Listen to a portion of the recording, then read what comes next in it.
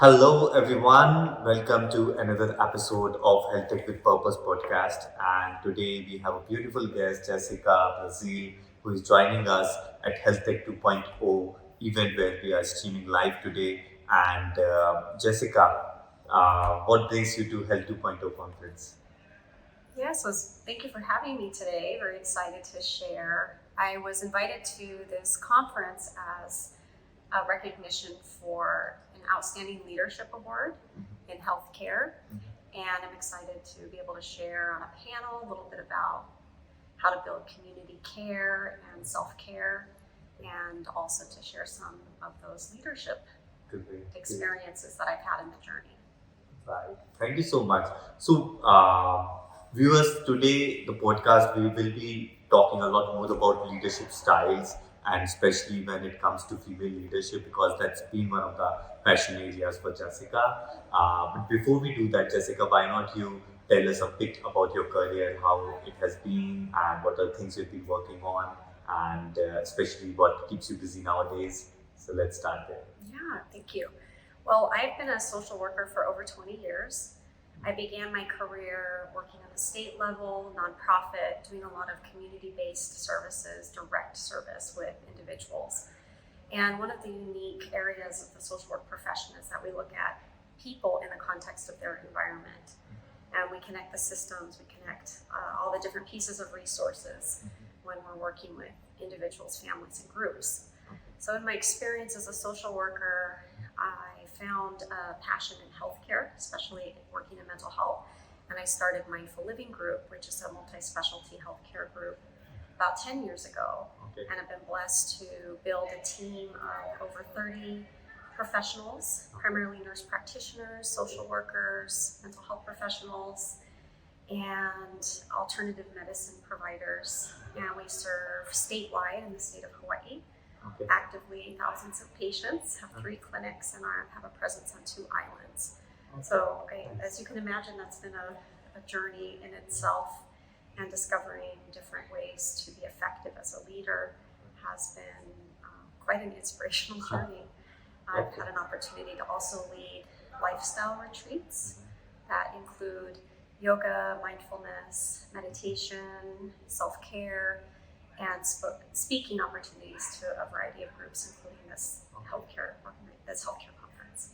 Okay, great. And if I may ask the scale of the operations in terms of how many lives you've been able to impact with your, platform. Well, currently, I would say that we actively direct service. We're always actively treating over 1,000 patients. Okay. But over a lifespan of 20 years, you can imagine that's probably multiplied in a pretty large scale. We also have thousands of followers on our social media or that follow our blogs, posts where we educate the community. Great. So let's talk about leadership, and especially when it comes to women leadership. There's definitely a lot of talk, but let's start there. I think what are some of the unique strengths where you think women leadership really makes a difference, or the unique skills that women are able to bring to leadership. Yes, this is definitely an area that I've had some experience in, and in theory, we hear that there's a gender gap in feminine and female leadership. In my experience as a female leader, I feel like we bring a beautiful balance to the leadership platform through offering a collaborative and nurturing approach to leadership, at least ideally. And in my experience, that feminine perspective and that feminine approach coming through the pandemic has been very helpful. And I think it's an area that we can continue to learn from as more and more women step into leadership roles. Right. I think women definitely can bring a game to a lot of things, because of the their own unique abilities and the you know natural way human beings are. So, what are some of the weaknesses? Maybe let me ask you that. Like, some of the things that you feel that women leaders sometimes lack, and how that can be improved. Yeah, well, women, we tend to only apply for positions if we feel 100% competent in those roles, whereas our male counterparts tend to have, according to research, will apply for the same position with a 60% competency. So I would say that our lack of confidence as a whole is probably our biggest challenge, and that just comes from or they just want to be double sure before they want to get in. right. Even though there may be enough competency to come into that role, that I would say our challenge is probably our lack of confidence to step into those roles, even though science is telling us that isn't always accurate. Right. So, what advice would you give to women, for leadership, especially someone who is still growing early years of career? What would be the top advices that you would give back to, if you were 20 today? Right. Well, that's a great question, because I would say take the first step. And women are really needed in leadership. We offer a valuable perspective. We offer valuable experience that can be very beneficial, especially in healthcare, in a variety of industries. But it offers a balanced perspective and a balanced skill set to influence our current leadership into the field. So I would say encourage women to start practicing using their voices at a young age, to share their perspective, to share their experiences, and to just get educated in the areas that they feel they're not competent until they do feel confident and competent. So, from your experiences that you had over the years, is there any particular experience you want to pick up and share, where your leadership style was useful? Probably start with, what is your leadership style? So how do you define your own leadership style? And then, any particular situations where you feel that style was really helpful to you, or you realize that, okay, this is how it worked. So, Yeah, definitely. Well, I would say that going through COVID, the pandemic, and being in the state of Hawaii, where we had a much stricter lockdown and prolonged isolation due to not bringing tourism back into our state, we had an opportunity to really notice where our strengths and our weaknesses were in business and in our community. And for me, I found that collaborative approach that's very strength-based and invites team members and nurtures them into their strengths, rather than trying to force a circle into a square, or for everybody to have this shared skill set. That instead we just moved and nurtured people into their strengths, where they could really operate in a high functioning capacity. So during COVID, having that collaborative, authentic, and nurturing approach was absolutely imperative to helping people feel safe and stable, to be able to deliver valuable mental health services during a time when so many of our community members were really suffering.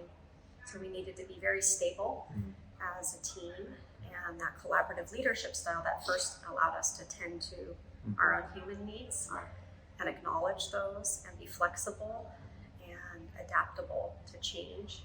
If that style of leadership had been very authoritarian or had been very rigid, we would have probably been unable to serve our community through that period of time. We were able to expand significantly and really help first responders and help our peers be able to support many lives during that time. And so that was a big success, and I think that leadership style played a big part in it. That's great. And Jessica, what I found in your work, you are all about helping people basically become better version of themselves, with self-care, with holistic well-being, and so on. What are your own methods to have yourself become more effective and walk the talk? Yeah, thank you. Well, self-care for me has been an evolutionary journey, and it's looked different at different chapters of life. One chapter it was surfing, and still is a big part of my life. Yoga and meditation is a big practice of mine, and as I've gotten older, I found I needed to do more strength training, and so weight training has become a big part of that. But really, that period of time when I'm practicing self-care is to just build up my reserves, so that when I'm serving others and working with others, I have some extra energy, focus, and abilities to pull on, but it's very important to me because it brings me back to being centered, and it allows me to come from a place of giving that's overflowing rather than cracked and crevices leaking out all over the place and being unable to share effectively. So one of the things, I read, one of your writings that spirituality has really helped you with your leadership and other life lessons. Would you like to elaborate on that? Yes, well, my group is called Mindful Living Group, and mindfulness really means paying attention to the present moment with compassion, neutrality, and acceptance. So spirituality, that's at the core center of spirituality, is recognizing that we are first human beings, that we are human beings having a spiritual experience in physical form. So when we come into this human experience, we have to first know how to be before we can know how to do. That is like step one. So in my own life and in corporate culture, we invite that practice and that presence in. Now, any religion can come into spirituality, but our core essence of being a spiritual being, having a human experience, it's important to acknowledge that. And it's been pretty amazing to see how when people are invited to be whole and how they show up in their different roles and capacities, that they feel more inspired to be a part of a team, to work towards a common goal, and to bring their best self forward. So I think, given today's context, every leader kind of recognizes that, you have to be with the team or, like lead in the moment and so on. But I think, while the theory exists, sometimes practically it lacks. So I wanted to ask you, like, one, what really stops leaders, in your experience, to be able to embrace that really into their life, and then how they can do that? Yeah, that's a great question. I would say keeping it a top priority, right next to food and sleep. The next step is Rather than self-care. could be, it should be. Yeah, that just like we're nourishing our physical body, we need to nourish our spiritual body, our mental body, and just tending to that. It doesn't have to be a 2-hour practice or living a monk lifestyle or priest lifestyle. It's just taking a moment to like tune into the inner world and notice where it's maybe struggling and where it's maybe strong, and giving it a little extra love and attention. And when that's a regular part of a practice in a leader, it feels more natural to extend that out to those that we're working with. So an example of where we apply that in Mindful Living Group is before our all staff meetings. Before we get into any business, we practice a 5 to 15 minute mindfulness practice together. So whether that's a breathing exercise, a self-care practice, or whether that's a guided meditation or a movement, we just are doing something that brings us all together, and that actually, interestingly, gets us all in sync as beings before we start doing our business.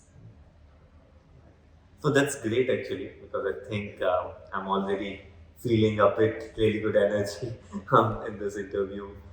Listening to the all good thoughts that you've shared, Jessica. So last question, what is your message? An important takeaway that you want to give to all the leaders listening today, as a way to live, for the next 5 years? Wow, that's a great question. So I would say we all have the capacity to lead. We just recognizing where that strength is and just taking a step forward each day into that role. And in those areas of, like I said, deficit or feeling insecure or uncertain, that's normal to just acknowledge that and to find ways to fill in those gaps with knowledge, mentorship, education. Because in 5 years, when you look back and you took one step in front of another, day after day, it's pretty meaningful to look at that life path journey and the kind of impact that has been made. And I know in my own journey, seeing that with Mindful Living Group, when I look back 5 years ago and I see where we're at now, I'm in awe. And it really was just, on the day-to-day level, it felt like a slow turtle pace. Right.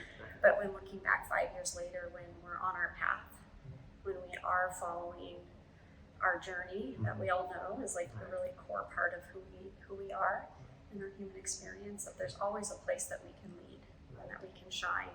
And when we do that, it's actually to benefit the entire whole. And so I just encourage anybody who's, hesitant to just take one step forward today. That's a great message. Thank you so much, Jessica, Thank you. for joining us. Thank Really you. enjoyed this session. Yes, thank you.